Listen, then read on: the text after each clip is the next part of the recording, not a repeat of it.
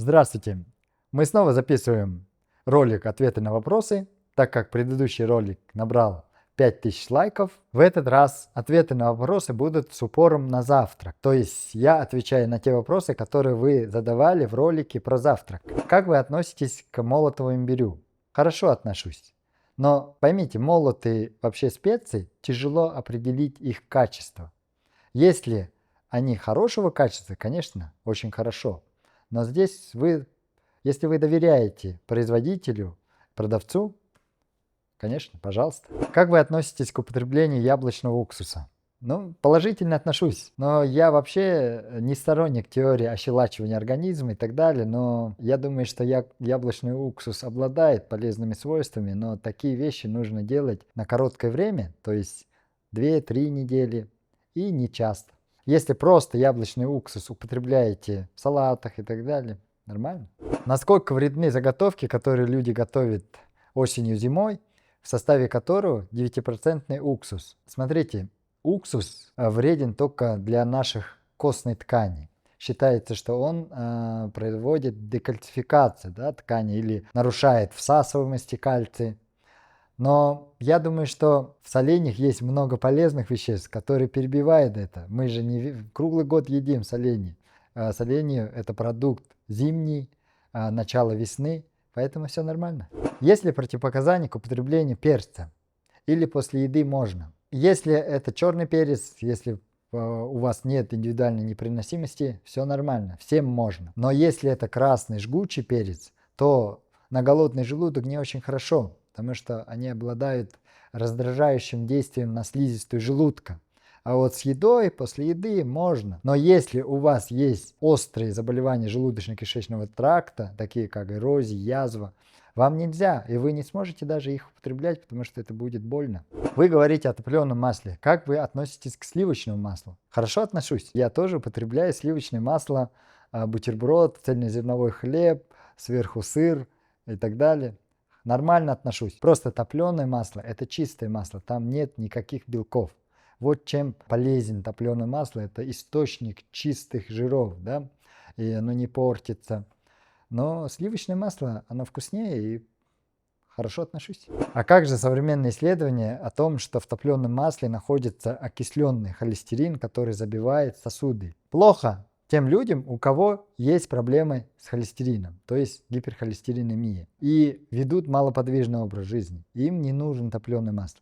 Я пропагандирую топленое масло, потому что у меня очень большая активность двигательная, и очень большие потери калорий. И поэтому одно из самых лучших масел для меня это топленое, с помощью которого я восполняю калории. Но при этом еще топленое масло очень хорошо для жарки. На нем можно все жарить. Ничего вредного не выделяется из него. Никакого дыма, запаха и так далее. И к тому же вы должны понимать, когда я о чем-то говорю, я говорю о закономерностях. Но каждый человек, кто слушает, должен эту информацию воспринимать индивидуально, то есть соотнося свой рацион, свой образ жизни, питание, есть ли движение и так далее. Все это вы должны использовать индивидуально, применительно к самому себе. Советуют пить куркуму с молоком. Это ок? Да? Есть такой рецепт. Куркума с молоком, чуть-чуть добавляется щепотку черного перца. Такой напиток в Тибете пьется. Это очень полезно. Как же сочетание жиров и сладости? Ведь все пишут, что это вредно. Но я здесь могу сказать, что если у вас топка работает хорошо, огонь пищеварения есть, все, что туда положите, все сгорит. И тем более, если вы еще при этом много двигаетесь, активно работаете или занимаетесь спортом, ничего вредного нет. Но если вы, конечно, ведете малоподвижный образ жизни, у вас много слизи, у вас повышенный холестерин, у вас есть жировой гепатоз, то все это для вас может быть очень вредным. И тут даже не вопрос в том, что употребляем эти продукты вместе. Даже по отдельности жиры и сахар будет вреден. Ну и темный рис можно на завтрак? Конечно, можно. Ну, темный рис, бурый рис, дикий рис, все можно. Кофе лучше пить с молоком или без? У меня на канале есть ролик про кофе, и там про это я говорю. Посмотрите ролик. Ссылка здесь или в описании. Подскажите, пожалуйста, можно ли пить утром кефир с чиа и с семенами льна? Если у вас нет застоя слизи, можно. И правильно делаете, что туда добавляете грубую нерастворимую клетчатку. То очень хорошо влияет на кишечник. Они служат как щетка, раздражает стенки кишечника. В ответ на это стенки кишечника вырабатывает слизь. И эта слизь начинает очищать кишечник, нормализуется стул, улучшается перистальтика.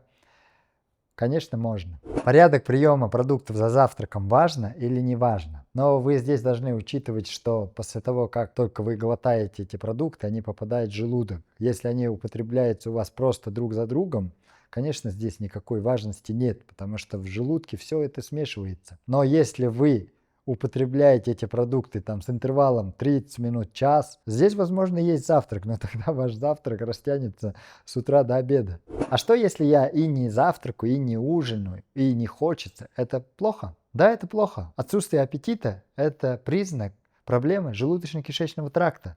Вам нужно сходить к врачу, делать фиброгастродуоденоскопию, посмотреть, что там, и вообще сдать анализы на фермент, делать УЗИ органов брюшной полости и выяснить, почему у вас плохой аппетит. А я завтракаю 2 раза. Сначала чай с бутербродом и через 2 часа еще что-нибудь. Вы не 2 раза завтракаете, вы завтракаете 1 раз, а 2 раз делаете перекус. Ну, перекусы плохо, потому что они сбивают аппетит. Но тут важно учесть, во сколько у вас завтрак и во сколько второй прием пищи. Если у вас завтрак 6 утра, 5:30, такое бывает, а второй прием пищи где-то 8, а до обеда у вас еще осталось там 4-5 часов, то возможно, можно так делать.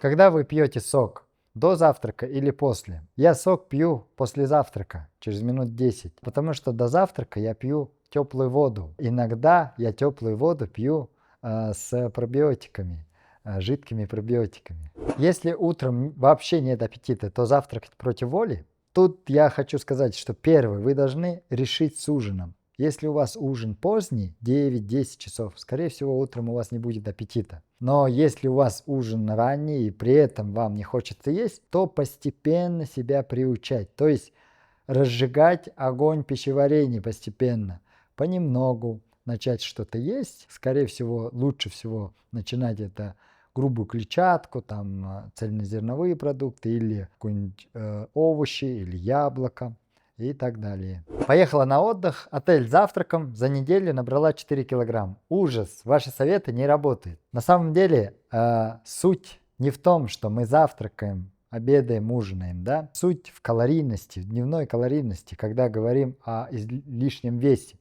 Значит, вы завтракаете хорошо, обедаете, потом ужинаете, и калорий набирается больше, чем вы тратите за день. То, что остается, оно остается в вашем организме. Но регулярность питания важна не из-за того, что мы полнеем или худеем, а из-за биоритма нашего организма. Мы едим просто согласно ритму, гормональному ритму, ритму нашей пищеварительной системы. Это добавляет нам энергии, это добавляет нам здоровье. Завтрак – это кофе с молоком. Плохо? Конечно, плохо. У меня есть ролик про завтрак, и завтрак считается вообще с точки зрения тибетской медицины, вообще с точки зрения здорового образа жизни и питания основным приемом пищи. Тем самым мы включаем организм, включаем огонь пищеварения, мы запускаем все процессы в нашем организме. Из-за этого завтракать нужно хорошо. И еще в тибетской медицине говорится, что те, кто плохо завтракает, а кофе с молоком – это плохой завтрак, те хорошо ужинают. А если будете хорошо ужинать, это имеет накопительный эффект. Через 3 года, 5-10 лет получите результат негативный. А пить 1 кофе с молоком утром натощак – это вредно. Это вредно для слизистой желудка, так как кофе имеет раздражающие свойства на слизистую. У меня вышел ролик про кофе, ссылка в описании, или здесь можете посмотреть. И там я говорю о том, почему нельзя пить кофе сразу после пробуждения. А где же сбор, заявленный в ролике про артроз? Или вы его делаете индивидуально? Все сборы, о которых я не говорю конкретно, эти сборы я делаю индивидуально и назначаю на приеме. Вы не можете их купить в аптеке, и вы не можете купить их в онлайн-магазине. Доктор, у меня остеохондроз и грыжа шеи.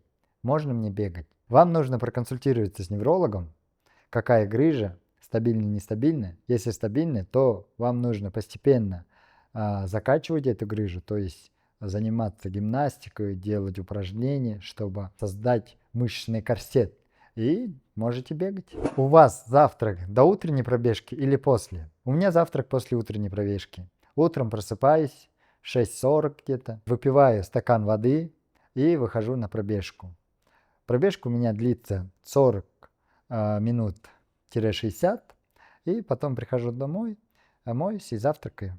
Многие спрашивали в комментариях, вот, а как тогда вы говорите, что через 15 минут нужно есть после пробуждения, если вы после спорта? Ну, смотрите, я же говорил, 15 минут минимум, да, можно через час-два. Но это не значит, что нужно после пробуждения через 15-20 минут обязательно что-то съесть.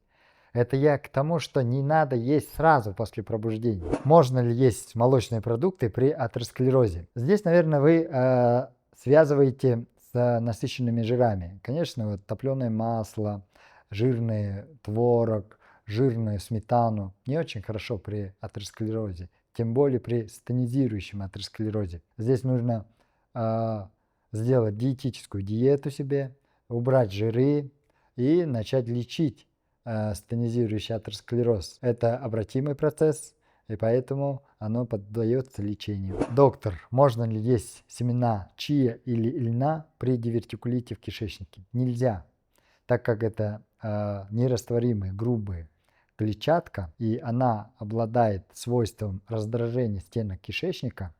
Нельзя, потому что эти семена они могут обострить дивертикулит и вызвать воспалительный процесс.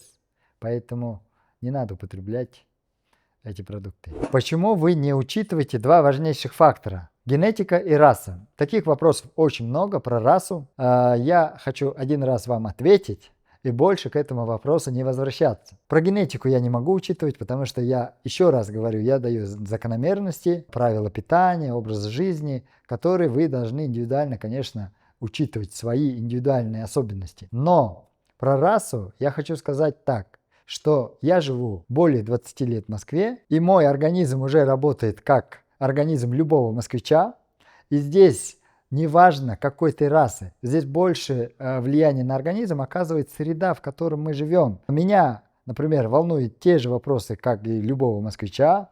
Я питаюсь и беру продукты в тех же магазинах, которых вы покупаете, примерно те же продукты мы едим. Я нахожусь в тех же климатических условиях экологических, в которых и вы находитесь, поэтому раса ни при чем. Я много путешествую, и у меня есть мои хорошие русские друзья, которые живут в Пекине. Пекин – это столица Китая, и они много лет там живут, тоже больше 10-15 лет. И я, приезжая в Пекин, встречаясь с ними, я не могу, так как они есть китайскую еду, и прямо вот тот образ жизни, который они ведут, мне не подходит. Но они славяне, русские ребята, и они стали почти как китайцы.